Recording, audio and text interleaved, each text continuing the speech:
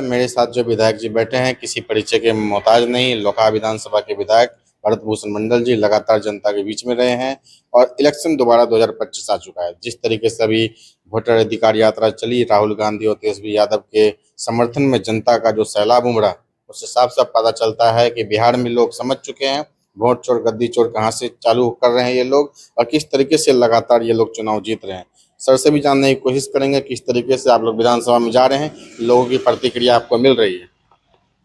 देखिए, 20 वर्षों से बिहार की सत्ता पर नीतीश कुमार जी काबिज हैं भारतीय जनता पार्टी के साथ। 20 वर्ष एक बड़ा अवधि होता है किसी भी राज्य को बदलने के लिए। इस 20 वर्षों में ये नीतीश कुमार जी की सबसे बड़ी विफलता है कि डबल इंजन की सरकार है। जिस सरकार के साथ वो हैं बने हुए, बिहार में गठबंधन है उनका भाजपा के साथ, वो केंद्र में हुकूमत में है, लेकिन बिहार की समस्याओं से केंद्र की भाजपा सरकार का कोई रिश्ता नहीं है। अगर मोदी वाकई चाहते तो बिहार से पलायन रुकता, बिहार में कल कारखाने का बड़े पैमाने पर विस्तार होता, उद्योग धंधे बड़े पैमाने पर लगते तो पलायन रुकता। जो खाली जो रिक्त पड़ा हुआ पद है विभिन्न विभागों में, उस पर भर्तियां होती, किसान मजदूरों को रियायत देकर के, कंसेशन दे करके, उनकी मदद कर करके बड़े पैमाने पर खेतों में लोगों को रोजगार मिलता, खेती में लोगों को रोजगार मिल सकता था। यदि किसानों को उसकी उपज का लाभकारी दाम मिलता, जिसकी मांग लंबे समय से बिहार सहित देश भर के किसान मांग कर रहे हैं, एमएसपी की मांग, न्यूनतम समर्थन मूल्य की मांग। लेकिन आज तक 11 वर्षों से ये लोग सत्ता में हैं, केंद्र की सरकार, और बिहार में नीतीश जी 20 वर्षों से है, लेकिन एक भी सवाल किसानों का हल नहीं हो पाया है। जो बेरोजगारी है बिहार में, हमको लगता है कि देश में सबसे अधिक बेरोजगारी बिहार में है। बिहार के लोगों को रोजगार नहीं मिल रहा है। बड़े पैमाने पर पढ़ा लिखा व्यक्ति, डॉक्टर हो, इंजीनियर हो, ग्रेजुएट हो, सभी लोग बेरोजगार हैं। तो इस सरकार से कोई उम्मीद बिहार के लोगों को नहीं है। आपको मालूम भी है कि सभी पैरामीटर्स पर, जो विकास के जितने भी सूचकांक हैं, उन सभी पैरामीटरों पर बिहार देश का सबसे पिछड़े प्रांत में शुमार है। ये नीति आयोग भी कहता है, इन एवरी पैरामीटर्स। तो हम समझते हैं कि बिहार की जो वर्तमान सरकार है, नीतीश कुमार जी के नेतृत्व वाली सरकार, उसका बिहार की सत्ता में बने रहने का कोई औचित्य नहीं है। 20 वर्षों में बिहार का कायाकल्प हो सकता था। विकासशील राज्य से विकसित राज्य में बिहार तब्दील हो सकता था, बिहार जा सकता था, लेकिन इनके निकम्मेपन के कारण, नीतीश कुमार जी की जो नीतिगत विफलता है कि वो तो काम कर रहे हैं अडानी अंबानी के एक हक में, अभी 1000 करोड़ 1000 बीघा जमीन 1 रुपये लीज पर दिया है अडानी को। इससे आप समझ सकते हैं कि ये किसके नेतृत्व में, किसके हितों में काम करने वाली सरकार है। इसीलिए मैं मानता हूं कि नीतीश कुमार पूरी तरह विफल हो गए हैं। बिहार में जो भी सवाल है, उन किसी सवालों को वो एड्रेस नहीं कर पा रहे हैं। भ्रष्टाचार चरम पर है, कुशासन चरम पर है, अफसरशाही चरम पर है। मंत्री की कोई बात सुनने के लिए तैयार नहीं इस प्रदेश में। कोई भी अधिकारीगण, जो चुनिंदा भ्रष्ट अधिकारी है और जो चुनिंदा जो पॉलिटिशियंस हैं, संजय झा जैसा लोग, जो भाजपा का आदमी है, ये जेडीयू का आदमी है भी नहीं, ये पूरी तरह बीजेपी का आदमी है, बीजेपी से आया है, आरएसएस के विचारों से प्रभावित है।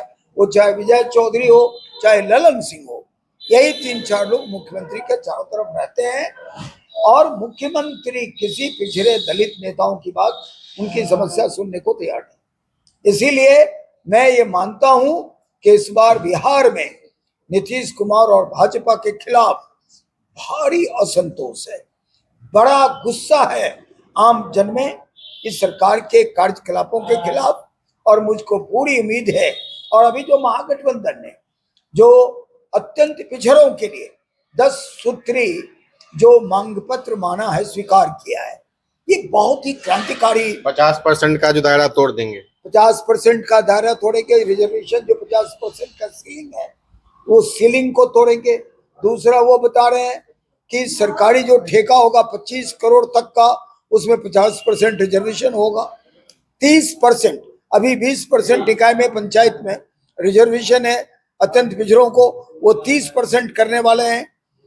प्राइवेट स्कूलों में 50% रिजर्वेशन मिलेगा।